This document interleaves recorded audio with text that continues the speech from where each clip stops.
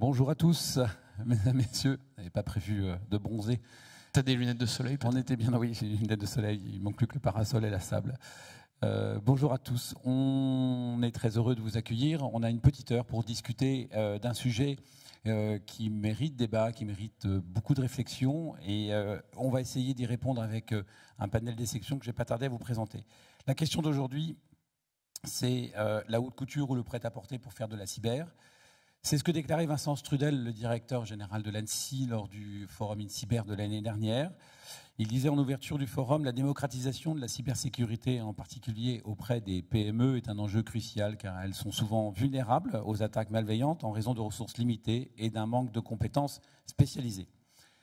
Il proposait que l'intelligence artificielle pouvait jouer un rôle essentiel pour répondre à ce besoin en offrant une solution abordable pour renforcer la sécurité des PME, en automatisant certaines tâches et en comblant le manque de compétences en cybersécurité. Alors, les questions découlent. Quelles fonctionnalités spécifiques peut-elle apporter pour protéger efficacement les PME contre les menaces en ligne? On fait allusion à l'IA qui venait d'évoquer. Quelles solutions concrètes peuvent être mises en place, par exemple, pour lutter contre le phishing en sécurisant les messageries? Il y a 1000 formats de réponses possibles, vous le savez tous. Peut-on envisager de créer un RSSI virtuel? Question pertinente, à base d'IA pour les PME, permettant une gestion automatisée de leur sécurité informatique. Alors, pour rappel, la haute couture, c'est une cybersécurité à façon, c'est de la configuration spécifique, c'est adapté à un métier, à un environnement atypique. Donc c'est quelque chose qui est généralement non reproductible, qui est designé avec un niveau de sachant extrêmement fort et pas forcément très bien réglementé ni conformé. On le verra un petit peu plus tard. Alors que, et puis évidemment, c'est plus cher. Parce que le spécificité, le sur-mesure demande toujours un coût complémentaire. Le prêt-à-porter, lui, c'est une cybersécurité de masse. C'est une configuration identique pour tous. Les risques sont couverts d'une manière totalement identique avec les mêmes modes opératoires. Et ça répond à une menace couverte sur des applications standards et identiques à tous.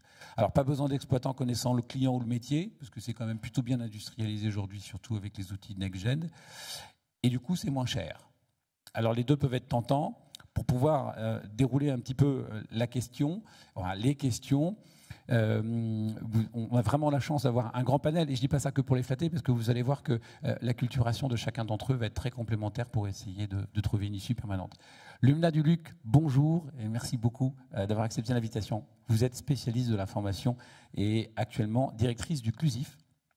Dites-moi si je me trompe, Association de promotion de la cybersécurité, et je crois que vous êtes en cours de reconnaissance d'utilité publique. Il serait temps. Vous êtes également membre du conseil d'administration de l'AFNOR.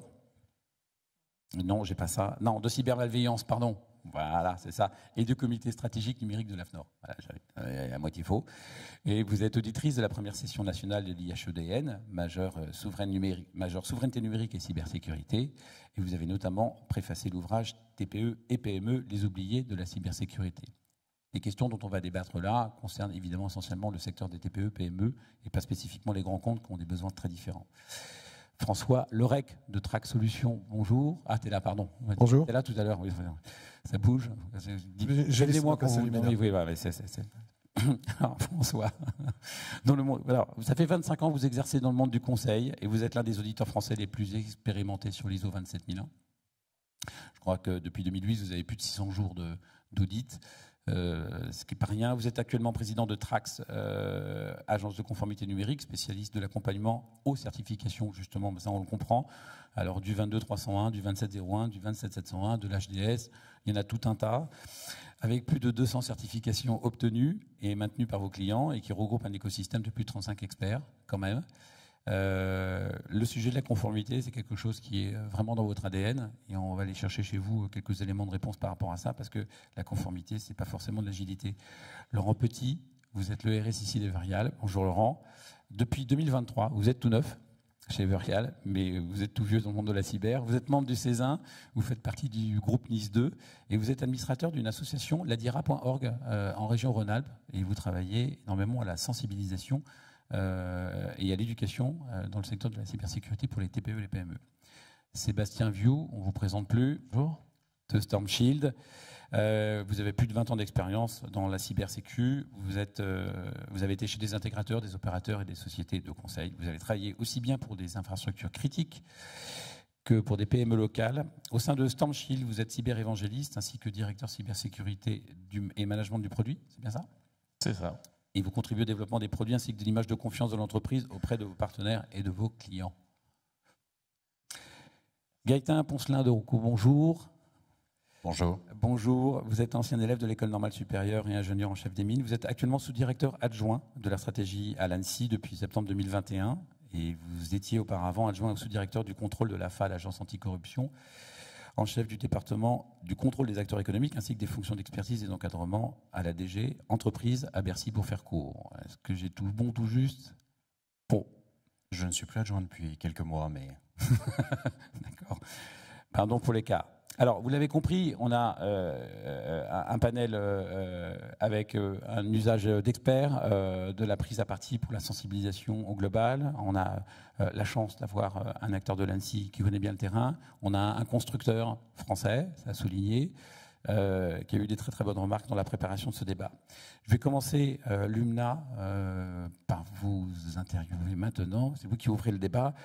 Dans les conditions qui définissent la haute couture cyber versus le prêt-à-porter, vous aviez dit l'humain est le maillon faible. Quelle modalité mettre en place pour éviter des conséquences plus ou moins funestes sur son travail et son organisation? Et vous qui avez une appointance pour la sensibilisation, vous en pensez quoi? Bonjour à toutes et à tous. La sensibilisation, comment dire, l'humain, c'est pas le maillon faible, c'est la sensibilisation et la manière de la faire qui est un maillon faible finalement.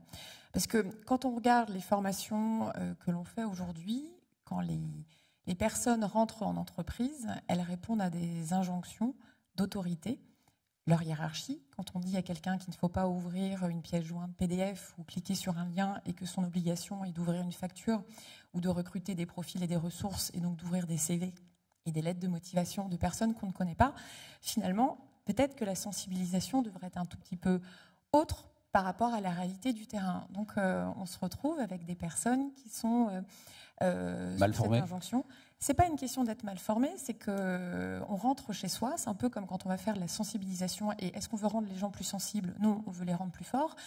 Quand on va former et expliquer à des chefs d'entreprise, des chefs de PME qui sont tout à fait d'accord à la sortie de la conférence qu'effectivement ils ont un risque, mais quand ils rentrent chez eux, ils ont des problèmes d'URSSAF, de fournisseurs, de tous les sujets du quotidien, ils se retrouvent un petit peu coincés. Donc ils font une gestion de risque, ils font une analyse de risque dans leur quotidien qui est dans le concret, où la cyber ne remonte pas forcément en haut, même si régulièrement ils vont nous voir intervenir dans les médias quand il y a une fuite de données sur les bonnes pratiques. C'est des piqûres de rappel, mais c'est quelque chose qui est sur le long terme. Donc, on répond à des injonctions. On sait qu'on a des très bons élèves, des salariés, très bons élèves qui vont répondre aux mails, qui vont avoir l'obligation d'ouvrir tous les mails, toutes les pièces jointes pour recruter les personnes, pour payer les factures.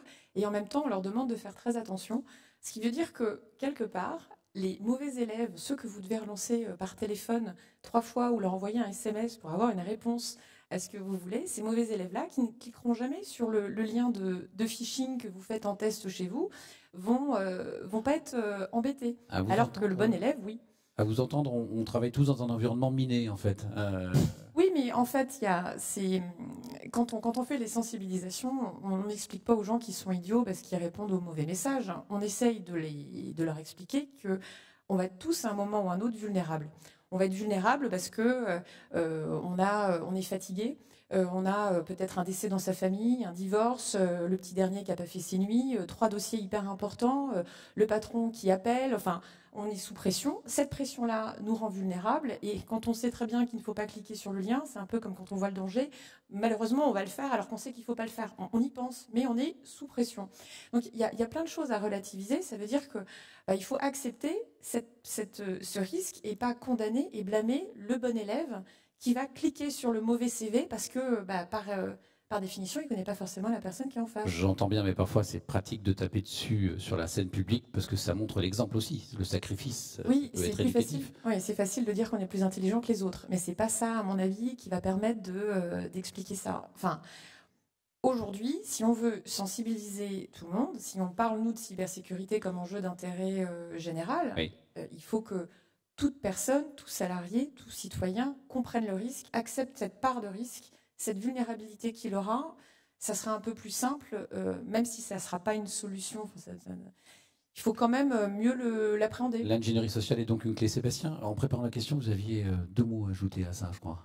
Ouais, pour aller un poil plus loin, peut-être, il ne faut pas oublier qu'on a créé l'informatique pour simplifier la vie des gens. Alors, je vais rester dans la sphère professionnelle des collaborateurs. Et là, on parle d'humain qui est maillon faible. Dans une boîte, l'humain, il sert à quoi? C'est l'humain qui fait le chiffre d'affaires. Donc, c'est pas le maillon faible, c'est l'asset. L'asset, au même titre qu'une application, qu'une base de données. Et donc, l'asset, évidemment, a des vulnérabilités. Ce qui est très bien dit, Lumena. Donc, de mon point de vue, c'est notre rôle, nous, experts, là, tous sur le salon, tous les experts que nous sommes, c'est notre rôle de proposer à nos collaborateurs un environnement sûr où on les protège. Je pense que, je vais prendre un exemple de la piqûre de rappel, mais la piqûre tout court que vous fait l'infirmière, moi l'infirmière, j'en ai rien à secouer qu'elle soit très forte à identifier un mail de phishing. Moi je veux qu'elle réussisse la piqûre et qu'elle me donne le bon médoc. Et c'est pas à elle de se casser la tête à apprendre de l'informatique qu'on lui demande d'utiliser pour faire son boulot.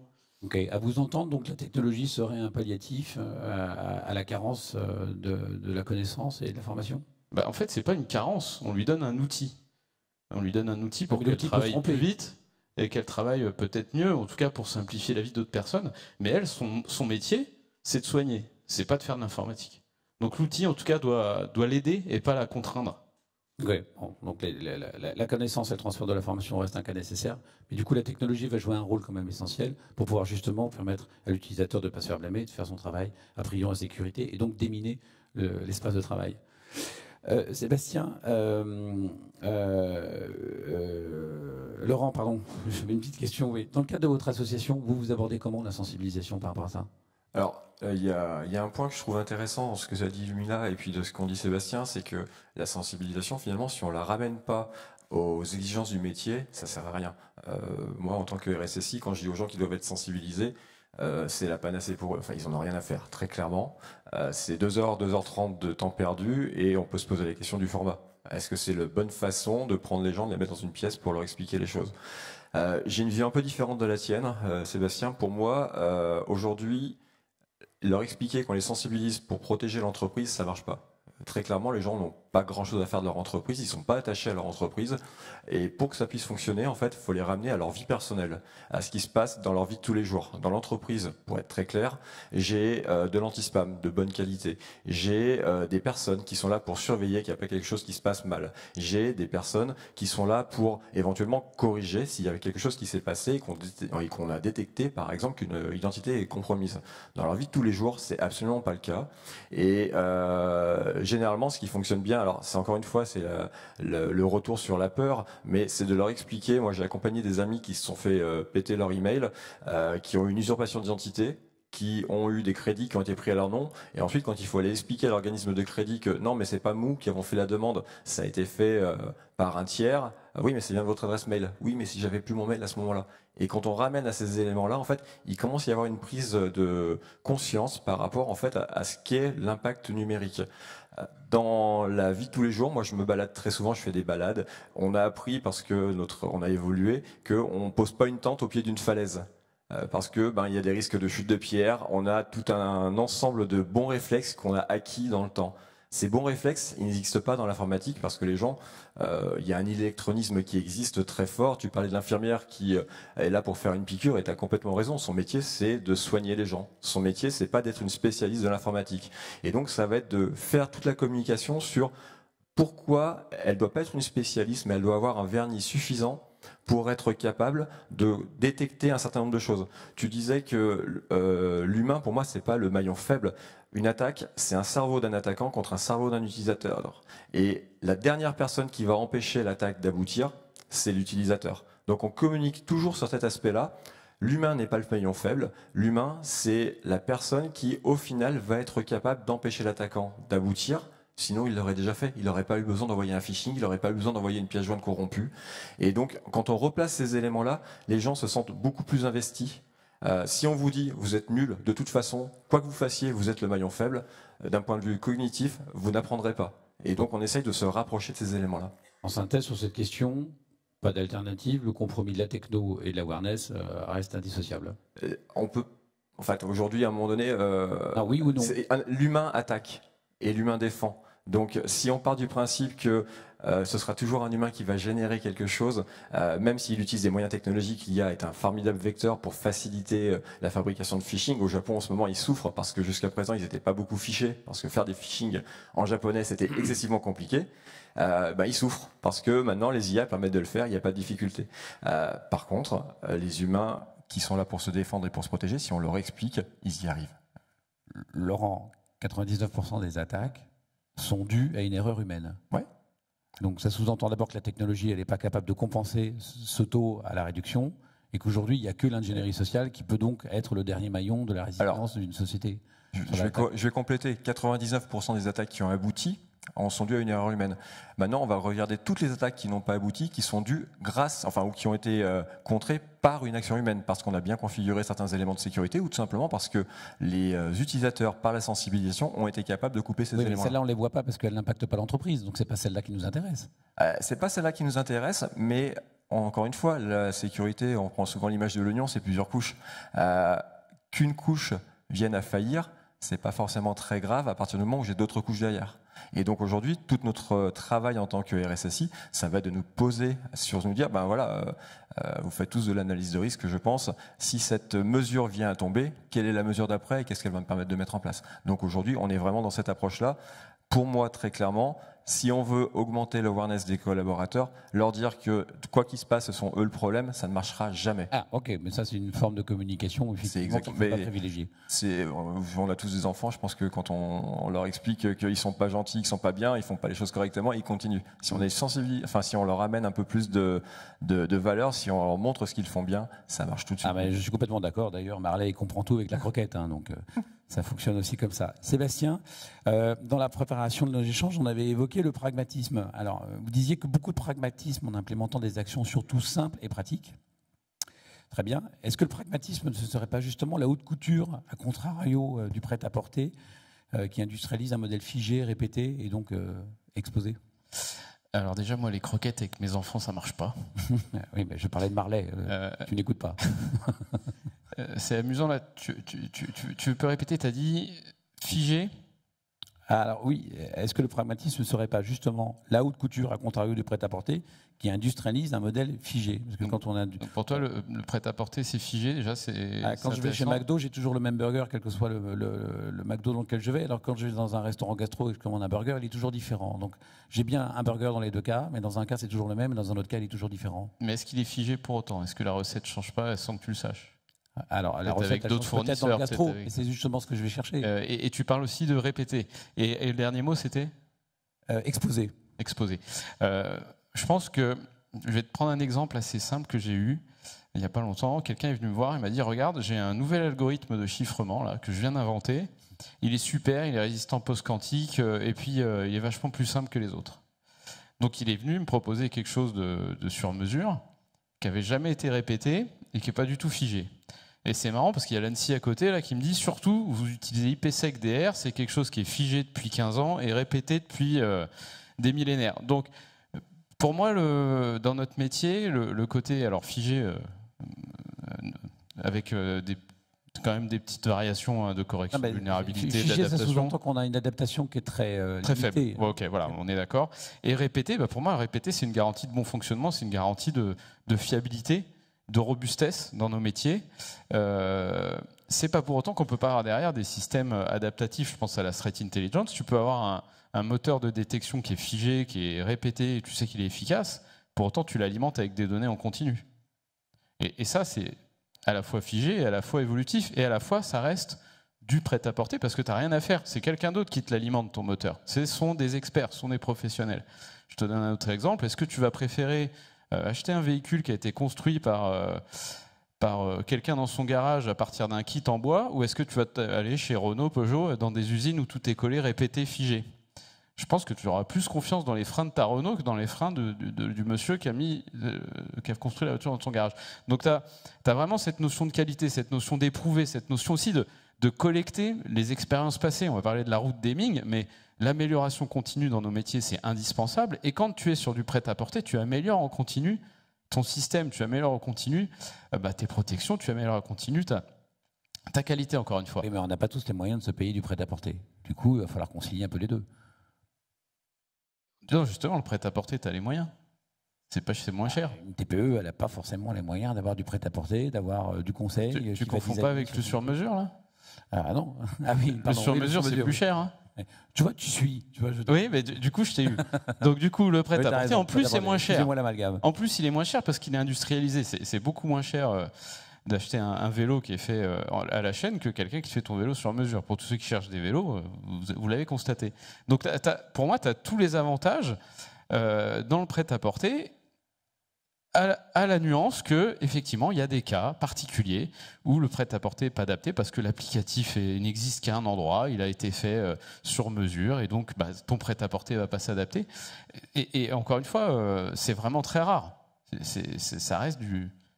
Je pense que dans la majorité des cas, le prêt-à-porter suffit avec la petite adaptation, comme tes ourlets de pantalon. Et ben voilà, tu fais ton petit ourlet et ça fonctionne. D'ailleurs, tu m'avais remarqué que tu me disais justement que moi je vends le même firewall, que ce soit pour faire de la haute couture ou du prêt-à-porter. La seule chose qui va changer à l'intérieur, ce sont les réglages. C'est ça. Donc ça, le pragmatisme, c'est que quelque part on a le même produit. C'est ça. Et ce qui va faire sa différenciation, c'est son usage en fait. C'est ça. Et surtout, dans le produit que tu as pour ta PME d'avocat, tu hérites aussi de tous les besoins qu'ont eu les grandes banques, les grands comptes critiques de la défense. Moi, les demandes que j'ai dans la défense, je les intègre à mon firmware. Et le firmware, il est accessible à tout le monde. Et donc, la qualité du chiffrement, la robustesse, la threat intelligence aussi, la protection que j'apporte au très grand, je l'apporte aussi au tout petit. Et c'est ça, c'est ce que je disais tout à l'heure sur la sensibilisation.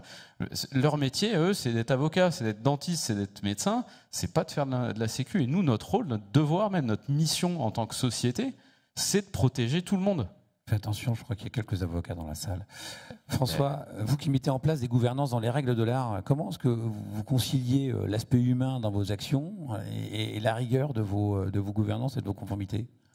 Alors, le facteur humain est très important. La culture dans l'entreprise, ce que je constate dans tout ce qui a été dit là, pour moi, les leviers de l'efficacité des sensibilisations de la cybersécurité, c'est quand même donner du sens et faire prendre conscience aux gens.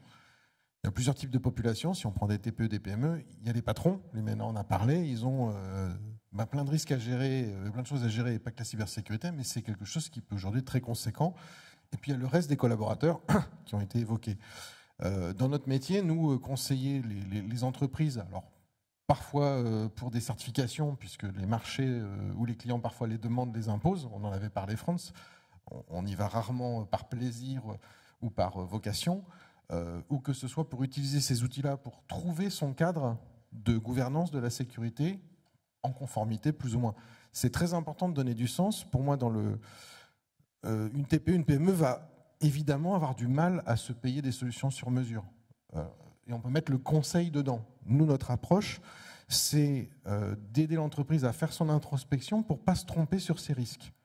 Si elle est dans un cadre où elle a des risques communs et qui peuvent être traités par des solutions prêtes à porter, techniques, puisqu'il n'y a pas que la technique, il y a aussi l'humain, tant mieux pour elle, mais au moins elle en est convaincue, elle se l'approprie, elle prend ses décisions et elle peut ensuite le gérer. Mais vous l'accompagnez comment concrètement? Ça se passe comment?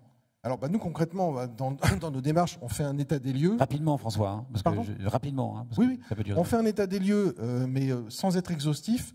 Le but c'est déjà de dire, regardons tout ce que vous faites en sécurité, même si vous ne pensez pas que ça trait à la certification ou quoi que ce soit.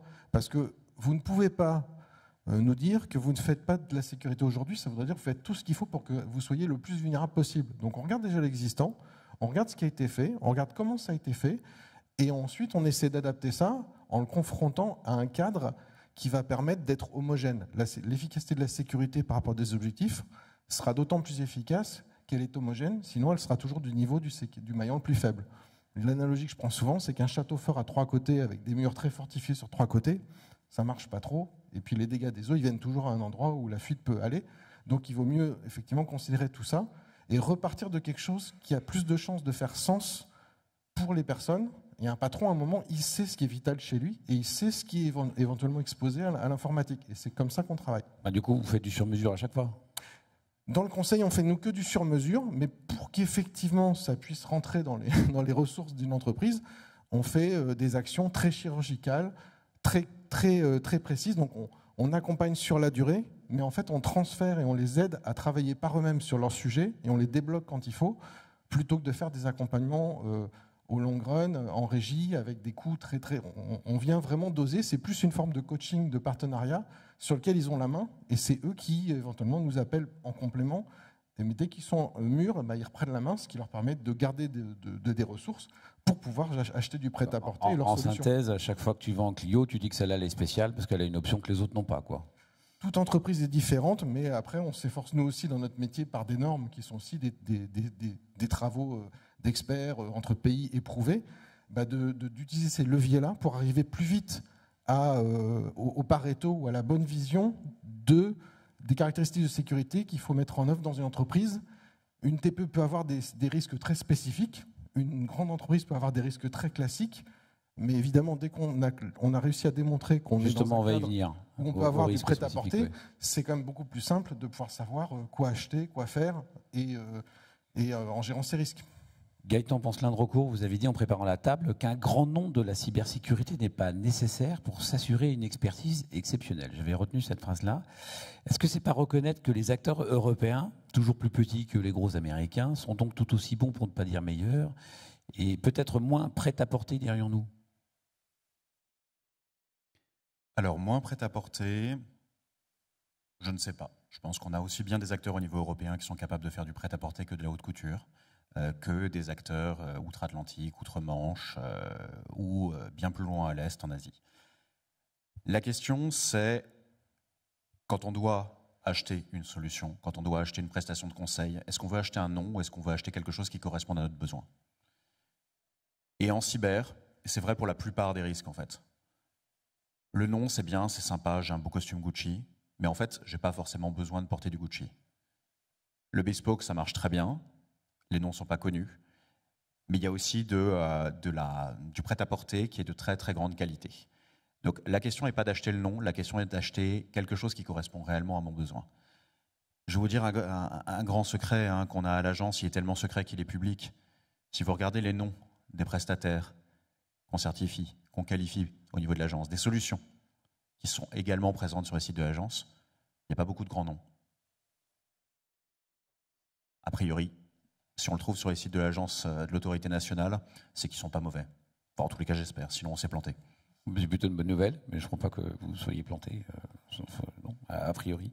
Lumna, lors des échanges, vous avez souligné le respect de la culture de l'entreprise. Vous vous souvenez? Attention, je vais poser ma question, accrochez-vous. Comment fait-on pour concilier la ressource et l'exigence qui nécessitent des grands moyens? Parce que c'est quand même des ruptures de zones de confort importantes pour les organisations que d'aller adopter tout ça. Est-ce qu'il n'y a pas une opportunité de proposer justement du prêt-porter pour que ce soit plus simple et que ça aille plus vite? Alors, je suis totalement en phase avec ce qui a été dit précédemment, parce que acheter du prêt-à-porter qui n'est pas utile ou de la haute couture qui n'est pas utile, si je reprends les vêtements, acheter un short en plein hiver, ça ne sert à rien, même s'il est Gucci. Donc il faut faire peut-être une analyse de risque. Pour le coup, une analyse de risque, c'est quelque chose qui est comment dire, du sur-mesure forcément, parce qu'on a tous des métiers différents, il faut les comprendre. Là, on parle dans le vague, une PME. Je pense que c'est notre grand travail, c'est comprendre cette culture de PME, de personnes qui ne sont pas dans la salle, qui ne sont pas au FIC. C'est toutes les entreprises qui ne sont pas encore aujourd'hui dans le maillage. Ça va arriver au fur et à mesure, mais franchement, quand on a la chance d'avoir quelqu'un en PME qui s'intéresse et qui se pose la question entre le prêt-à-porter et la haute couture, c'est qu'elle est déjà bien dans le système. Elle sait qu'elle doit porter des vêtements. Mais elle connaît déjà le roi est nu. Les habits neufs du roi, ce sont des PME qui n'ont pas de vêtements et qui doivent choisir des vêtements. La question, elle est là. Faut s'habiller. Il faut s'habiller pour l'hiver et pas dans la mauvaise expression du terme, ou que ce soit pour l'été. Et il faut prendre des vêtements adaptés à la saison et au risque. Et voilà. Donc, c'est ça le fond du sujet. Comprendre l'entreprise, on parlait des avocats tout à l'heure, c'est très bien de prendre des outils de chiffrement pour un avocat, ça semble logique, analyse de risque, il y a des données qui sont confidentielles. Tout le monde n'a pas des données confidentielles.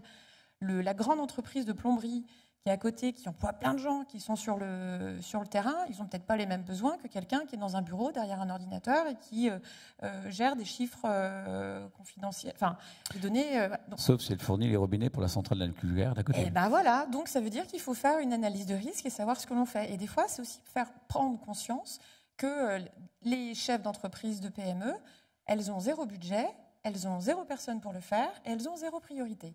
Et elles ne sont pas au FIC, et elles ne connaissent pas le FIC, ou les assises, ou tous les événements qui se sont créés. Alors on peut se dire qu'il y a quand même plein d'événements, plein de structures qui se créent. Bon, c'est bien, il y a un bon mouvement. Pour autant, il faut que ça rentre. Et quand je disais tout à l'heure que j'ai beau le dire, et pas toute seule, hein, on est plein à faire des conférences pour sensibiliser tout le monde, toute strate, tout métier, tout corps, etc., le quotidien arrive derrière. Et donc, il faut rentrer dans un axe précis. Quand on parle de culture d'entreprise, il faut vraiment comprendre ce qu'il fait pour taper au bon endroit, pour être concret, pour être positif dans la sensibilisation et l'appropriation du métier, et pas se dire que la chose la plus simple va être la plus accessible si on tape à côté. En l'occurrence, l'avocat a une spécificité, l'expert comptable en a une autre, le plombier en a une autre. C'est pas qu'une question de faire des produits avec un discours marketing qui a un très bon référencement pour Google pour se dire que le patron va chercher ça, le chef d'entreprise va chercher ça et va trouver sa solution en prêt-à-porter pas cher, parce qu'il y a tout le travail d'acculturation de se dire qu'il va falloir qu'il se dote, qu'il alloue un budget dessus. Et que c'est pas qu'une charge. C'est très juste, mais on est dans une situation où le marché est devenu extrêmement opportuniste. Hein. On a des gens qui posaient des câbles électriques et qui aujourd'hui font de la cybersécurité. Ont-ils la légitimité de continuer à poser des câbles ou celle de faire de la cybersécurité? Et c'est ça qui crée cette confusion, en fait. Et c'est pour ça qu'on se pose la question, prêt-à-porter, quelque part, on est sur les opportunistes qui vont proposer des solutions de masse et qui sont parfois extrêmement performantes, comme l'a souligné l'ANSSI, mais à d'autres moments, on a affaire quand même à de plus en plus d'opportunités de rencontrer des technologies qui sont d'une manière marketing extraordinairement bien présentées et très bien vendues, comme le fait si bien Coca-Cola, mais ça reste derrière des produits qui n'ont pas du tout les efficiences qui... La théorie, c'est un très très beau pays, la pratique, c'est autre chose. Il y a quand même un petit sujet, c'est que quand on dit qu'il faut regarder le besoin que l'on a, faire une analyse de risque, acheter des outils sur étagère, on en trouve plein. Acheter tous les outils qui ne servent à rien, ça ne va pas plus vous protéger. Faut pas que ce soit un outil patte de lapin. C'est comme si on prenait un RSSI patte de lapin. J'ai un RSSI, plus rien ne va m'arriver. Moi, j'ai un exemple qu'on a eu au Clusif d'un RSSI qui est arrivé dans une PME, donc une entreprise qui décide d'investir sur le sujet, donc il prend quelqu'un et au bout d'un mois et demi, le convoque pour lui dire depuis que vous êtes là, on n'a que des incidents. Non, vous les voyez. Donc il faut savoir comprendre un peu les métiers, le pourquoi. Enfin, c'est un travail de fond et c'est pas évident d'aller dans ce petit maillage. Par chance, les problématiques qu'on entendait par les grands groupes avant, la problématique des rançongiciels, ça va pas tomber sur moi. Puis on voit que ça tombe sur les copains. Le maillage descend de plus en plus. Donc il va falloir se poser tous la question, oui.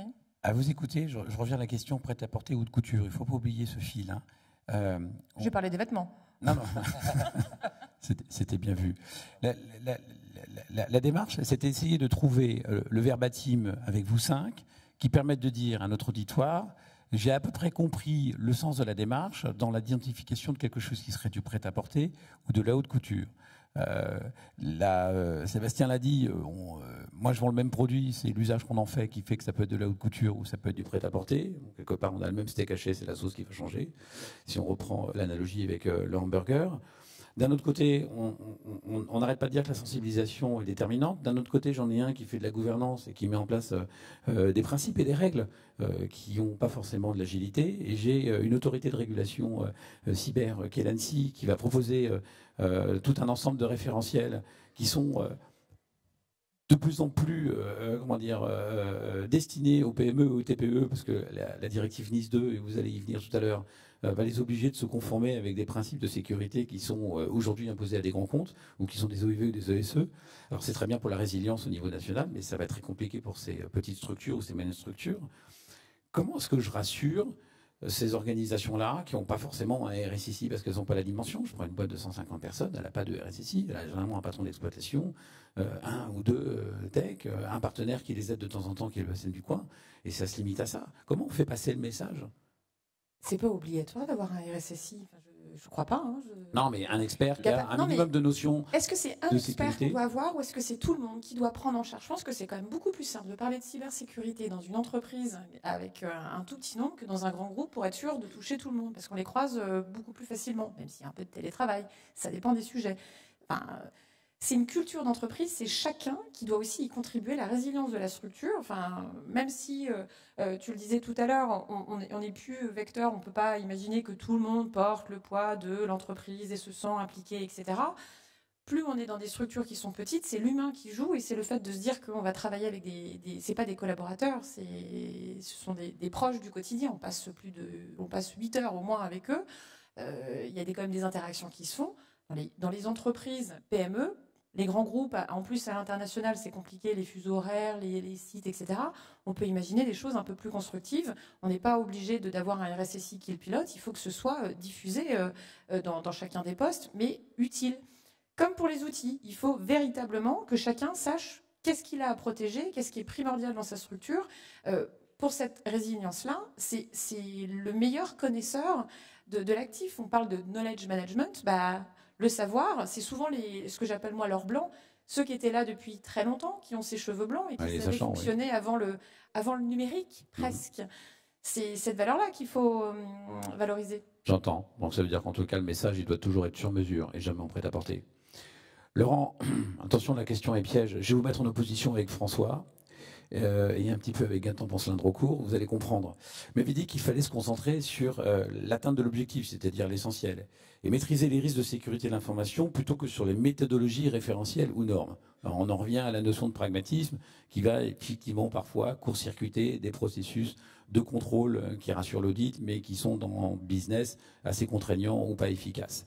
Parce que le problème, c'est qu'il faut leur donner du sens dans un contexte opérationnel pour atteindre le meilleur équilibre des ressources allouées et du niveau de sécurité qu'on souhaite atteindre. Donc il y a ce juste équilibre à les trouver. Est-ce que c'est pas contradictoire avec les recommandations, et pardon Gaëtan Poncelin-Drocourt de provoquer comme ça la directive de l'ANSSI, mais c'est volontaire parce que les messages historiques de l'ANSSI sont destinés à des acteurs qui ont des experts, et là on s'adresse à des acteurs qui n'ont pas forcément d'experts, comme vous venez de le souligner. Est-ce que c'est pas contradictoire avec les recommandations, parfois rigoureuses, très formelles, et pas toujours du coup pragmatiques? Ouais, on va être... Moi, j'ai une vision très pragmatique des choses, en fait. Quand je parle avec des dirigeants de PME ou de TPE, même certaines ETI de taille pas forcément très très grande, généralement, si c'est des gens un petit peu jeunes ou même un petit peu moins jeunes, ils ont eu 2 heures de sensibilisation pendant toutes leurs années d'études sur ce qu'était en fait le risque cyber. Parfois même le risque cyber ça n'existait pas parce qu'ils sont des cinquantenaires et on leur en a jamais parlé. Et aujourd'hui en fait ils voient arriver des personnes comme moi potentiellement qui leur disent le risque cyber existe et il faut le mettre en place. Et il faut savoir le couvrir parce qu'il y a un vrai risque sur la viabilité de l'entreprise. Je vais vous donner un exemple très concret. Je suis arrivé au mois de juin chez Everial. J'ai fait mon premier budget. Mon DAF est sorti du coma il y a 2 mois à peu près parce qu'il n'avait pas compris en fait que la cybersécurité c'est pas un projet. La cybersécurité c'est quelque chose qui est continu. On va avoir des projets à l'intérieur pour couvrir en fait un certain nombre de risques. Je reviens sur ce que tu disais sur l'analyse de risque. L'analyse de risque est un très bon outil pour en effet connaître la posture de l'entreprise. Quelles sont nos valeurs métiers, quels sont les événements redoutés, de quoi on veut se protéger, sur quoi on met vraiment le focus. On va créer des mesures pour se protéger par rapport à ça. Là, on aura des projets en effet. Mais globalement, l'année d'après, on continuera. On va remettre en question ce qui s'est passé. On va regarder si on a des événements qui montrent que nous avons eu des incidents par rapport à ces éléments-là. Et donc, on se concentre sur ces choses-là. Et finalement, l'analyse de risque, c'est ni plus ni moins que l'outil qui permet de fabriquer son budget et surtout de le justifier derrière au niveau des équipes financières. Les patrons d'entreprise aujourd'hui, en fait, commencent à aller là-dessus et commencent à comprendre, en fait, ces éléments-là. Quand on leur dit que, en investissant sur cette partie-là, on est capable de s'assurer que, on parlait de la sensibilisation, c'est souvent le premier levier qu'on peut faire, en fait, ça ne demande pas forcément beaucoup de temps, pas forcément beaucoup d'argent, et on peut commencer à mesurer assez facilement, finalement, les choses. C'est très efficace de façon générale de faire ça aussi. Pardon ? C'est très efficace aussi de faire ça, de commencer par la sensibilisation. C'est très efficace, oui. Enfin, en tout cas, c'est quand on n'a pas de mesures, quand on n'a pas de moyens, quand on n'a pas grand-chose, on peut le faire tout seul en fait. Hein. On connaît, tu le disais, sur des petits groupes, on connaît les gens, on discute avec eux, on connaît leurs problématiques à la machine à café, ils nous expliquent ce qu'ils font.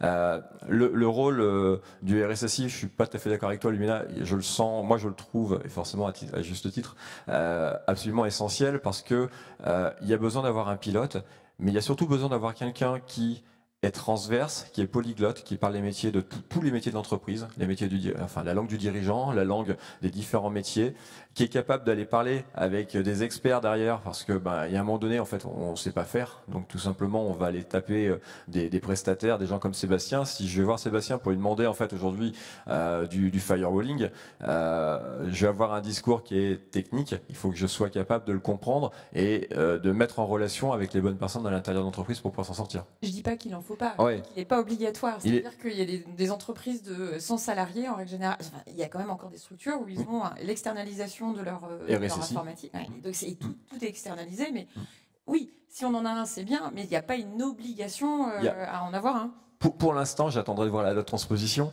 mais pour Nice 2, mais pour l'instant, en effet, il n'y a pas besoin d'avoir un RSSI. Il y a en tout cas besoin d'avoir quelqu'un qui est capable de piloter, qu'il soit interne ou en externe. On peut en avoir besoin, il n'y a pas l'obligation. C'est le oui, on est d'accord. On est bien d'accord là-dessus. Et donc, voilà, quand je parle à mon dirigeant, je vais être très égocentré sur cette partie-là. Aujourd'hui, en fait, ce qu'il me demande, c'est... on a discuté ensemble, on a refait l'analyse de risque, on a regardé quels étaient les principaux risques, de quoi on devait se protéger, et il m'attend sur cette notion de protection. Encore une fois, je lui vends pas le fait qu'on n'aura pas d'incident, c'est pas la réalité, c'est pas la vie. Je lui explique simplement que ce que l'on met en place nous permet de nous assurer que on aura un minimum de préparation. Et sur la partie, en fait, François, quand tu parlais en fait de tout ce qui était en fait conformité, moi j'y vois un gros intérêt. En tant que RSSI, je suis de passage. Et quand je suis arrivé, j'ai découvert en fait une situation, et le fait d'avoir des procédures, le fait dans une démarche de conformité en fait m'a aidé, parce qu'en fait il y a des règles qui sont déjà écrites, alors elles sont peut-être pas forcément connues par tout le monde, ça c'est un autre problème, c'est un problème de communication et de contrôle, mais en tout cas il y a des choses qui existent, et j'ai un fond documentaire sur lequel je peux me baser. Et je pars toujours du principe que on est tous de passage au sein d'une entreprise et on ne restera pas forcément. Là, tu es en train de nous dire que, pour le coup, les référentiels de l'ANSSI, parce que c'est bien de les utiliser, qu'on connaît tous et qu'on utilise tous, constituent autour de toi un socle élémentaire qui est facile à respecter et complètement opérable, y compris dans une PME. Ouais, là je vais pas, enfin c'est pas pour passer de la pommade à l'ANSSI, mais le guide des bonnes pratiques, quand on sait pas vraiment vers quoi partir, il est quand même très très bien écrit. Il est bien vulgarisé, oui. Et à minima, en fait, c'est une bonne base. Ensuite, quand on grandit, on se rend compte qu'il y a 27002, qu'il y a plein de choses, enfin il y a plein de référentiels, plein de frameworks sur lesquels on peut se baser. Et ça sera adapté en fonction de l'entreprise, en fonction de l'actionnariat aussi, parce qu'il peut impacter un petit peu sur certaines choses. Mais à minima du minima, les entreprises qui ont un risque cyber, poser la question si toutes ont un risque cyber ou pas, mais celles qui estiment qu'elles ont un risque cyber, elles ont des documents sur lesquels se baser pour mettre en place un minimum de choses. Et c'est Monsieur Jourdain qui faisait de la pro sans le savoir. Toutes les entreprises font de la cyber sans le savoir à un moment donné. C'est juste qu'il faut ramener les choses et les réécrire correctement. Gaëtan Poncelin-Drocourt, vous voulez ajouter quelque chose au propos de Laurent ? Je retiens que ce qu'on écrit est finalement compréhensible. Je C'est suis à la fois surpris, mais très bon rebond. plutôt Très bon content. rebond. Ok. Sébastien, vous avez souligné qu'il ne fallait pas hésiter à se faire accompagner, ce qui n'empêche pas de rechercher à développer par ce biais son autonomie, sa maîtrise. Donc on va aller chercher du transfert de technologie et s'approprier ce qu'on vous donne. Alors, la maîtrise de sa cybersécurité en externalisant de façon maîtrisée ce qui peut ou doit être. L'accompagnant représente un coût. Comment est-ce que vous pourriez valoriser le ROI pour convaincre l'entreprise de se laisser accompagner par un externe? Alors pour le coup, ça pourrait être du RSSI par intérim ou un accompagnement de changement. Plutôt que de le faire lui-même? Plutôt, il ne le fait pas lui-même parce qu'il ne sait pas le faire lui-même. Mais par contre, il faut qu'il aille chercher du budget pour dire je ne sais pas le faire et il faudrait le faire. C'est déjà une démarche assez audacieuse. Là, c'est un peu étrange. Là. S'il sait qu'il doit faire quelque chose, soit il va recruter quelqu'un, soit il se fait accompagner. Bon, comme il n'arrivera pas à recruter quelqu'un, il faudra forcément qu'il se fasse accompagner.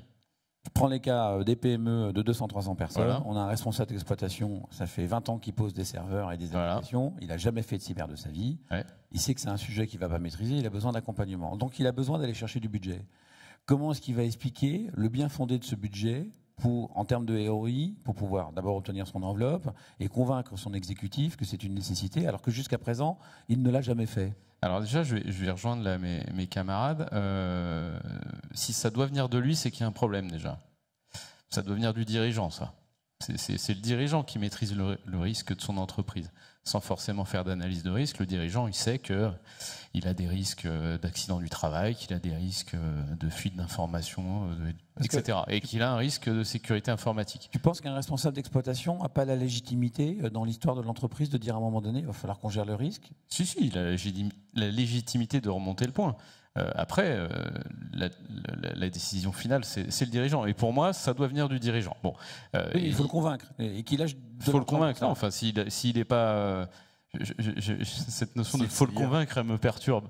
Il faut, s'il sait lire et qu'il regarde un petit peu la presse, qui est dans des groupes professionnels et qui parle avec ses collègues dirigeants d'entreprise, normalement, il a quand même dû voir qu'il s'est passé 2-3 trucs.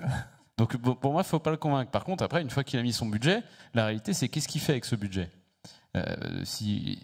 On est d'accord que le sur-mesure va être... Il doit recruter un RSSI, bon, clairement, il n'aura pas les moyens de toute façon. Vu la pénurie de ressources, il ne pourra pas le faire.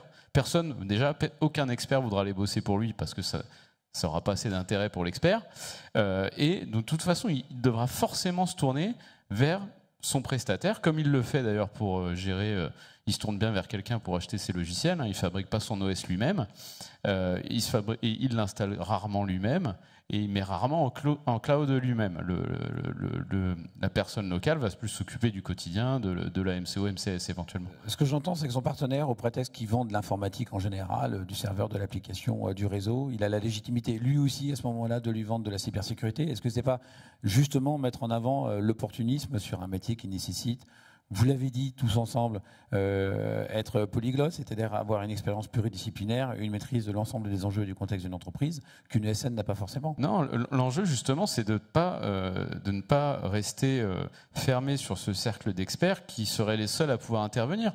La Sécu, ça doit être partout. Le Security by Design, ça doit être partout. Et donc, oui, un prestataire qui hier faisait que installer Windows et le serveur Windows, aujourd'hui ou demain, il doit assurer la sécurité de ce qu'il installe. Je dirais même que c'est sa responsabilité en tant que prestataire de conseil et que prestataire de confiance vis-à-vis de ses clients. Donc pour moi, ça doit être porté à ce niveau-là, c'est indispensable. Et j'ai envie de dire, le gars dans la PME, lui, il va hériter de ce savoir qu'on a tous partagé et sur lequel on a tous grandi. Il va en hériter grâce à ce prestataire. Et c'est comme ça, il n'y a que comme ça qu'on arrivera à lutter contre les cyberattaquants aujourd'hui qui, eux, sont hyper industrialisés. Ça, t'inquiète pas. Les malwares, tu peux les trouver partout. C'est pas du sur-mesure, c'est du prêt-à-porter. Tu as juste à le lancer, ça explose tout. Tu me donnes une super transition. Qu'est-ce que t'en penses, Lindoncourt? Vous aviez souligné qu'il faut connaître sa menace pour pouvoir justement définir prêt-à-porter ou haute couture. De quoi a-t-on vraiment besoin pour l'identifier? Alors, pour commencer, de deux choses. Une analyse de risque et lire le panorama de la menace de l'agence. On l'a publié il n'y a pas très longtemps. Pour la majorité des PME, en fait, c'est assez simple. On est sur une problématique de menaces opportunistes, cybercriminelles. Les menaces étatiques, c'est plutôt réservé à certains secteurs très critiques, aux grosses entreprises, aux administrations évidemment. Ça ne veut pas dire qu'on ne peut pas être ciblé quand on est une PME, mais a priori, si on est ciblable par ce type de menace, on est supposé être au courant. C'est qu'on sait qu'on est quand même sur quelque chose de très critique. Donc la question, c'est finalement, c'est la cybercriminalité de masse. C'est la personne qui n'a même pas eu à développer son propre malware. Il est allé sur le dark web, sur la bonne place de marché. Il a acheté ça ou loué ça, parce que ça se loue aussi maintenant. On fait du ransomware as a service. Quelques dizaines de dollars par mois. Et puis il a lancé. C'est tout. Donc connaître la menace... Pour le dire simplement, il n'y a pas besoin de faire un travail très long. Pour commencer, c'est finalement la menace opportuniste, la pêche au chalut, et est-ce que je suis capable d'y répondre ou pas? Ok, il ne faut pas être dans la bonne maille, quoi. Dans la définition du marché d'opportunité qui est capable de prétendre faire de l'haute couture ou du mass market, Sébastien, est-ce qu'il n'y a pas un enjeu de confiance qui se pose? Est-ce qu'il n'y a pas... là, on a affaire à un auditoire qui sont pour la plupart des auditeurs, des utilisateurs finaux, des consommateurs de cybersécurité. Qu'est-ce qui peut aujourd'hui, qu'est-ce qu'on peut leur donner aujourd'hui pour leur permettre d'identifier un acteur de confiance sur la cybersécurité avec sa légitimité et pas un opportuniste du marché? C'est une question qui n'est pas évidente. Je réponds parce que dans la vraie vie, j'ai compris, on voit des bureauticiens qui vendent des photocopieurs et qui demandent du firewall, donc sans jamais avoir été formés par un firewall. Donc, où est cette légitimité? Comment est-ce qu'on l'identifie? On fait en sorte déjà de sélectionner les partenaires avec qui nous on travaille. Alors, je vais prendre notre exemple évidemment. Et nous, pour donner confiance aussi, on essaye d'aller chercher dans cet écosystème de la cyber, on essaie d'aller chercher les bonnes certifications, les bonnes qualifications pour montrer patte blanche quelque part. Ça veut dire que voilà, on n'est pas les seuls à dire qu'on est fort ou qu'on est sûr. On demande aux autres de nous vérifier. C'est un peu comme l'Euro NCAP pour les voitures. Hein. Si tu veux être certain que tu ne vas pas mourir dans un accident, il y a quelqu'un qui l'a testé pour toi avant. C'est exactement ça. Nous, on essaye d'avoir le maximum de labels de confiance. Donc là, on a un représentant de l'ANSSI qui pourra en parler. Nous, vis-à-vis de nos partenaires, on va les former aussi. C'est-à-dire que nos partenaires, avant qu'on accepte qu'ils soient partenaires, il y a un cycle de formation pour qu'ils aient des personnes compétentes sur nos solutions qui puissent aller les déployer de façon efficace. Parce que pour nous, il y aurait quelque part rien de pire, même si je suis sûr que ça arrive, malheureusement, que quelqu'un qui déploie nos solutions, qui la configure mal et qui finalement ne fait pas son travail, que la solution ne soit pas efficace. Donc on doit s'assurer que nos partenaires, et je les remercie parce qu'ils sont globalement super compétents, se forment, ont des ingénieurs formés, comprennent nos produits et les déploient de façon sûre chez nos clients finaux. Bon, ce qui invite à dire globalement que si on doit aller chercher un outil de cybersécurité, aller le chercher chez un vendeur, pour simplifier le message, qui possède ou qui détient la capacité de démontrer qu'il a le niveau de la compétence reconnue par les éditeurs. Il a des labels, nos labels, ou qu'il a... Voilà, il y a plusieurs étages, ça qui est intéressant. Tu as l'étage produit, tu as l'étage conseil, tu as l'étage intégration. Et à chaque fois, il y a des labels, il y a des façons de reconnaître des gens de confiance. Il y a cybermalveillance qui en a, il y a l'ANSSI qui est la liste dont parlait tout à l'heure Gaëtan. Et il faut s'appuyer dessus parce que c'est jamais évident, surtout quand on est dans le dur, dans une PME, qu'on ne connaît pas ce monde. C'est jamais évident. Et il y a François qu'on déploie plein. Excusez-moi, j'ai perdu mon organe vocal. Est-ce que François, ces labels ou ces certifications sont des prérequis vraiment nécessaires et rassurants ou parfois un peu abusés? Alors, je ne t'invite pas à te tirer une balle dans le pied dans le métier que tu préconises. Je ne vais pas juger après du bien fondé. En fait, la conformité, son but à la base, c'est donner confiance a priori, permettre une lisibilité et pas perdre du temps à qualifier tout le monde ou à le faire soi-même. Le principe du métier d'auditeur de certification, c'est de faire un audit via un organisme selon des protocoles et des règles qui sont définis avec des normes connues, reconnues et prouvées, pour éviter que chaque client vienne auditer lui-même son fournisseur 10 fois, et donc du coup de factoriser. Alors après, pour que ça puisse fonctionner, il faut des normes. Donc les normes, alors on parle parfois des normes réglementaires, les lois, ça c'est pas l'ISO qui les fait. Il y a des normes ISO, donc ça c'est notre spécialité. Mais il y a d'autres cadres. Ce qui est intéressant, c'est que alors moi, je participe aux travaux de normalisation aussi. C'est le fruit d'un consensus entre des pays. L'avantage, c'est ce qui est publié, c'est reconnu dans plein de pays. Bon, l'inconvénient, c'est que c'est le fruit d'un consensus mou, donc ça ne sortira que ce sur quoi tout est d'accord. Bon, faut faire avec. Une norme, ça a pour but, donc une certification va avoir pour but, par rapport à un cadre connu et reconnu, de pouvoir établir une conformité et donc dire ces points-là ont été faits, ont été vus, etc.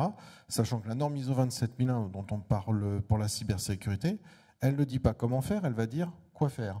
Et donc là, on a le cadre prêt à porter. Cette norme-là, elle est accessible à tout le monde, y compris à ceux qui ne veulent pas se certifier. Ça peut être une méthode pour trouver sa voie, et on commence par se poser des questions de contexte, d'objectifs, de leadership, de ressources, et on peut laisser les autres. Quand il s'agit de la certification, là, il va falloir passer par tout le cadre et formaliser une analyse de risque. Et c'est là qu'après, on va pointer du doigt des aspects peut-être spécifiques qui vont permettre de trouver des risques spécifiques et de choisir entre le prêt-à-porter. Mais cette partie sur mesure pour se caractériser permet ensuite d'optimiser les ressources pour ne pas se tromper, sinon il y a le GSD. Est-ce qu'en cybersécurité, il y a une norme plus qu'une autre qui est vraiment préconisée pour en tous les cas un prestataire de conseil ou un acteur économique de la vente de dire moi je l'ai et je sais à peu près de quoi je parle? Alors, sans faire de la compétition, mais il y a des enquêtes ISO qui permettent de chiffrer par pays dans le monde entier, etc., les certifications. En France, à fin 2022, il y avait à peu près 900 certifications ISO 27001. C'est quelque chose qui, aujourd'hui, quand même se déploie, sachant que c'est demandé par le marché, c'est parfois demandé dans des appels d'offres, c'est parfois demandé par des donneurs d'ordre. Moi qui ai audité il y a longtemps des sociétés comme Orange ou BNP, donc c'est des donneurs d'ordre qui ont passé des certifications et qui en demandaient aussi, ou qui imposaient parfois ces choses-là. Maintenant, il y a plein d'autres outils. Pour moi, le but est dans le chemin. Donc, quand on n'a pas le choix, que c'est votre marché qui vous le demande, c'est votre client qui vous le demande, bon, bah, vous vous adaptez. Souvent, c'est le business, c'est l'argent, c'est le patron, il sait entendre ça. Mais sinon, il y a plein d'outils différents. Ce qu'il faut, c'est qu'il ne faut pas forcément multiplier les outils ou prendre des outils et des démarches qui sont incompatibles si déjà on doit se saisir du sujet de cybersécurité sur lequel on n'est pas forcément complètement à l'aise. Parce qu'il y a autant de normes utiles que de yaourts dans un supermarché. On peut avoir pour tous les goûts, mais on ne va pas forcément à tout mixer ou tout goûter. On n'a pas forcément ni le temps ni l'argent. Donc la 27001, c'est un minimum rassurant, c'est ça? Oui. Alors pour moi, je dis souvent à mes clients, ils sont très contents quand ils ont la certification. Alors je leur dis deux choses. Je leur dis, c'est super, mais ce qui compte, c'est maintenant, c'est de la garder. Donc le plus dur, c'est de la garder et effectivement de quand même bien en profiter. Mais de continuer on a parlé de la route d'aiming ou de l'amélioration continue, c'est ensuite, alors nous, le but c'est que nos clients ensuite soient autonomes, c'est-à-dire qu'ils tracent leur route et que parfois ils nous rappellent par rapport à des changements, une analyse des risques, une extension, une nouvelle société, on est racheté, etc. Mais la maîtrise, c'est eux qui l'ont et qu'en fait ils aient la capacité à piloter ça. Et ce que je leur dis aussi, c'est que la 27001, c'est le bac. C'est le niveau minimum pour moi de questions et d'introspection qu'il faudrait se poser de façon méthodique, mais pour lequel d'autres chemins peuvent fonctionner aussi bien. Ce n'est pas la seule façon de trouver ces objectifs de sécurité et de la rassurer, mais qu'ensuite, pour aller dans des gammes plus critiques ou plus sensibles, c'est pour ça qu'il y a des référentiels à l'ANSSI, c'est pour ça qu'il y a des certifications EL4+, des critères communs, des PACS, justement, du SecNum Cloud. Gaëtan Poncelin-Droco, pouvez nous parler d'une ou deux certifications qui pourraient être rassurantes pour les clients finaux vis-à-vis des prestataires de services numériques?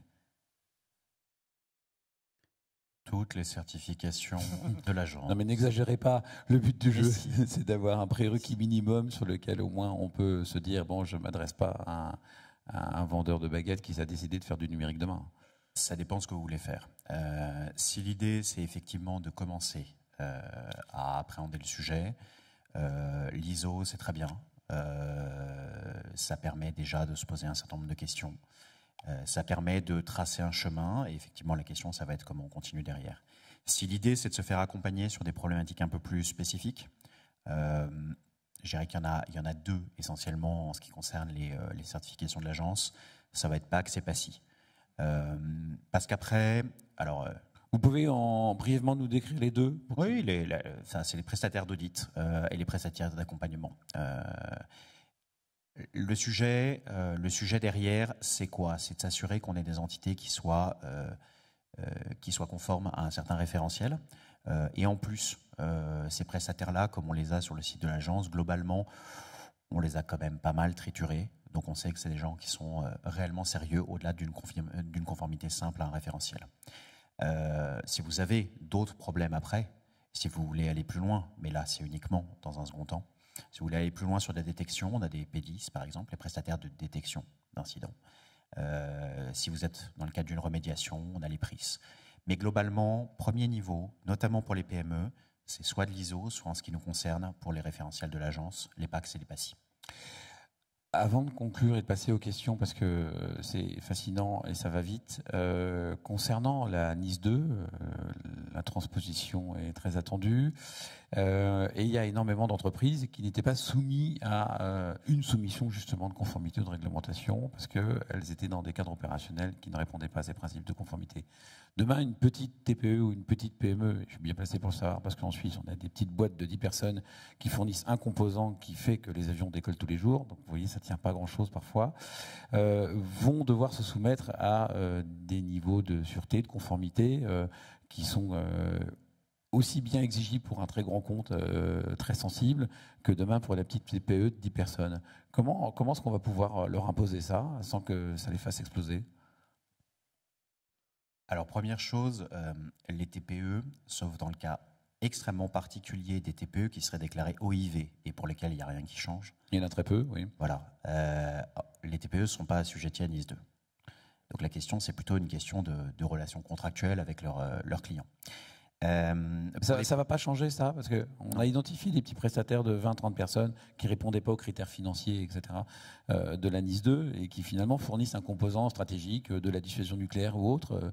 Non, quand on est sur des composants stratégiques, et il faut être très clair, on a une commande au niveau de l'agence de proposer un projet de loi qui ne propose pas de surtransposition de NIS 2 en droit français. Donc là, la question qui va se poser, c'est est-ce que l'entité a vocation à être déclarée OIV, ce qui est autre chose. D'accord. La question va se poser à peu près de la même manière pour la majorité des PME. En fait, pour les PME, la première chose à se dire, c'est pas est-ce que je suis assujetti à NIS 2 ou pas. NIS 2, c'est qu'une réponse à une menace. C'est est-ce que je suis susceptible d'être attaqué. Et pour mémoire, on n'a plus besoin d'être ciblé quand on est une PME pour être victime. La deuxième chose, c'est de se dire c'est totalement nouveau, je ne saurais pas faire. Alors pour commencer, pour ces entités dont on parle, la directive a prévu 2 niveaux, les entités essentielles et les entités importantes. On parle d'entités importantes, avec des critères qui seront proportionnés. Notre directeur général l'a dit hier dans sa keynote, on va vers une logique qui est une logique d'hygiène, de sécurité. Et ce n'est pas totalement nouveau. C'est faux de dire aujourd'hui qu'une entité, même une TPE, aujourd'hui n'a pas d'obligation. Il y a un truc qui existe avec un régulateur qui n'est pas l'agence, c'est le RGPD. Et le RGPD, tout le monde y a droit, quelle que soit la taille. Et le RGPD, il y a quand même un certain nombre de problématiques de cybersécurité. Ça pose des questions d'ailleurs, dans les échanges qu'on a aujourd'hui avec la CNIL, qui nous dit mais en fait vous êtes moins 10 ans que nous, ça ne marche pas. En pratique aujourd'hui on est vraiment sur une logique de dire, on en parlait tout à l'heure, les premiers guides, les règles vraiment de base, d'hygiène, c'est ça sur lesquels on va insister pour toutes les entités importantes et donc en particulier pour les plus petites des entités, qu'elles soient publiques ou privées d'ailleurs. La question c'est, faites en sorte de respecter un minimum d'hygiène et pour une partie des règles d'hygiène, c'est des règles que j'aborde dans le cadre de sensibilisation sur des enfants à partir de 8 ans. On doit pouvoir. Oui, ça doit commencer là. Ouais. Au Danemark, il commence à 6 ans, c'est des ayatollahs. Merci beaucoup pour ces précisions. Je vais vous demander à chacun, je vous ai demandé de préparer votre synthèse. Vous avez 1 minute et pas une de plus. C'est 60 secondes, ça va vite. Lumna, est-ce que tu veux bien, s'il te plaît, conclure cette question prêt-à-porter ou haute couture suite à l'ensemble des échanges qu'on vient d'avoir et la conclusion que tu t'en fais? Je crois qu'on a bien compris que si on ne connaît pas sa menace ou les risques de son entreprise, il faut se la poser. Tout le monde est unanime avec ça. Tout le monde doit le faire à minima et que vous, chacun dans la salle, devez sensibiliser autour de vous. M'engueule pas, c'est eux qui mais je le dis d'une manière très large, il faut absolument le faire pour que l'hygiène numérique soit bien appliquée par tous, tout âge, tout métier, toute profession. Qu'après, quand on a fait son analyse de risque, le prêt-à-porter ou la haute couture, j'ai envie de dire, dans votre dressing, vous avez bien un peu les deux, parce que vous savez qu'il y a des choses que vous allez porter régulièrement et d'autres sur lesquelles vous devez plus vous protéger. Donc c'est là où le bas blesse. Il faut absolument savoir ce dont on a besoin pour l'utiliser au bon moment et mettre les moyens financiers et humains là où il faut. Bon, et on peut se retourner vers Clusif pour aller chercher des informations et de l'accompagnement. Bien sûr, enfin, on travaille à au bout de 4 ans, on va finir par, j'ose espérer, avoir notre reconnaissance d'utilité publique. On porte ces messages-là pour l'intérêt général, pour parler en dehors aussi de ces événements qui nous réunissent dans l'écosystème. Mais c'est le au-delà, cette résilience de la nation, finalement, de tous, ça va sur un travail collectif. Et ensemble, on va beaucoup plus loin. Ok, merci beaucoup. Et ça, toutes les entreprises peuvent s'adresser au Clusif demain, quel que soit. Toutes les entreprises, en fait, on a des adhérents qui sont à la fois des acteurs de la cyber et des utilisateurs en toute équité, en toute parité, parce que c'est un travail collectif et de partage. Fantastique, merci beaucoup. Laurent? Ouais, moi j'ai une phrase mantra, c'est « seul je me désole et à plusieurs je me console ». Je vous invite tous, si vous ne faites pas partie, alors tu as parlé du MENA, du Clusif, il y a le Césin, il y a plein d'associations aussi en région. Il y en a plein. Restez pas seul. Clairement, ne restez pas seul et soyez pragmatiques. on ne demande pas de couvrir tous les risques, on ne demande pas de tout faire d'un coup. En même temps, ne portez pas la charge mentale de cet élément-là. Aujourd'hui, on voit qu'il y a énormément de RSSI. Au César, on a fait un article sur le risque mental autour des métiers de la cyber. C'est des métiers qui sont assez exposés. Encore une fois, moi, je vous invite à en parler autour de vous, à ne pas rester seul, à échanger avec vos pairs. En échangeant, vous ferez votre propre idée. Moi, j'ai pas besoin de vous convaincre s'il faut aller plutôt vers du prêt-à-porter ou de la haute couture. Chacun a son avis parce que chacun est dans une entreprise où il y a des différences et il y a des éléments à prendre en compte. Simplement, voilà, échangez autour de vous, parlez-en, restez pas seul. C'est par ce biais-là, en fait, que votre façon de penser va se structurer, et c'est par ce biais-là que vous pourrez aussi amener des éléments contradictoires si jamais vous avez un board qui vous dit non, c'est trop cher, non, ça ne marche pas, non, ça ne nous correspond pas. Vous pourrez être beaucoup plus factuel par rapport à ça. Merci Laurent. François? Nous, ma conviction et la conviction qu'on a chez Trax, c'est que la sécurité ne marche que quand elle est portée dans l'entreprise par les acteurs de l'entreprise. Et que du coup, si on ne sait pas par quel bout le prendre, c'est là qu'il faut être accompagné ou catalysé au début avec une approche pas sur mesure mais spécifique et peut-être pas forcément industrielle. Et à partir de ce moment-là, les acteurs du coup en puissance savent soit choisir les personnes qui vont les accompagner pour trouver les solutions dont ils ont besoin. On revient aux besoins de sécurité par rapport aux menaces. Et là, on peut effectivement se donner la possibilité d'aller au prêt-à-porter. Une TPE, je ne pense pas qu'elle puisse, dans la plupart des cas, acheter ce sur mesure. Donc, c'est juste cette approche spécifique et le fait de se saisir du sujet en interne et de se faire aider pour le prendre qui peut permettre effectivement à la PME de savoir ensuite vers qui s'adresser en toute confiance avec des solutions sécurisées, certifiées si elle le souhaite et si c'est nécessaire. Merci. Gaëtan Poncelin de recours, s'il vous plaît. Alors, haute couture ou prêt-à-porter pour une PME, c'est assez simple. Quand vous cherchez à sécuriser des choses chez vous, dans votre domicile, vous n'avez pas forcément besoin d'avoir la boîte qui fait les coffres de la Banque de France. Par contre, vous avez peut-être besoin d'avoir un petit coffre dans un coin parce qu'il y a 2-3 choses auxquelles vous tenez. C'est même pas forcément qu'elles ont une grande valeur. Dans ces cas-là, vous avez le coffre. Ça, c'est la haute couture. Par contre, vous avez besoin du prêt-à-porter. Ce serait dommage qu'il n'y ait pas de porte d'entrée. Pas mal. Sébastien? Je pense que la question, quand on bosse dans une PME aujourd'hui, quand on voit la complexité à faire du business, à faire vivre sa boîte, moi je crois que le rôle des industriels, c'est justement de faire en sorte qu'on n'ait pas à se préoccuper de la cybersécurité. C'est de fournir toute l'expérience qu'on a acquis justement en faisant des dizaines d'années de haute couture, d'arriver à l'amener au prêt-à-porter. Moi personnellement, dans mon dressing, j'ai pas de haute couture. Je n'ai jamais fait faire un vêtement sur mesure et je pense que ça va continuer comme ça et c'est ce que nous, industriels, on doit apporter aux PME, leur simplifier la vie, faire en sorte qu'elles héritent de tout ce qu'on a acquis dans le passé, tout ce qu'on continue d'acquérir. Et voilà, notre mission en tant qu'entreprise, en tant qu'expert, c'est ça, c'est leur apporter le meilleur sans qu'ils aient à s'en préoccuper. Donc du prêt-à-porter de haute qualité, on va dire. Alors, on peut l'amener comme ça. Exactement. Magnifique. Et Made in France. Alors j'en conclus qu'il faut évaluer sa menace, il faut gérer sa charge mentale, il faut surtout ne pas rester seul. Ça c'est un RSSI d'expérience qui parle et qui a réveillé son directeur financier d'un coma depuis 2 mois. Il faut toujours se faire aider et sous les recommandations de l'ANSSI, on a toujours quelque chose à protéger et prendre le coffre qui est adapté à la nature de la protection que l'on veut y mettre. C'est ça qu'on peut en conclure. Vous êtes bien d'accord ? Fantastique. Merci beaucoup. Je vous remercie infiniment. Gaëtan Poncelin de recours, vous êtes sous-directeur de l'agence. Sous-directeur stratégique de l'agence, pour votre intervention, Lumna Duluc. Merci de ta participation au nom d'Uclusif. Laurent Petit, RSSI d'Everial, si vous voulez conserver des choses très très longtemps, voilà, justement, c'est ton sujet. François Laurec pour la conformité. Il va vous donner plein d'ISO. Enfin, vous voyez avec lui. Sébastien Vous, directeur cybersécurité et management chez Storm Shield. Alors, merci beaucoup. Pas de questions 1 fois, pas de questions 2 fois, pas de questions 3 fois. Eh ben, j'espère que vous aurez appris quelques trucs. Merci beaucoup pour votre écoute. Je suis Franz Sambervière, CEO du BECOM, et j'étais honoreux de pouvoir animer cette séance avec vous. Je vous souhaite une très bonne fin de salon pour ce retour et bon retour chez vous pour ceux qui repartent.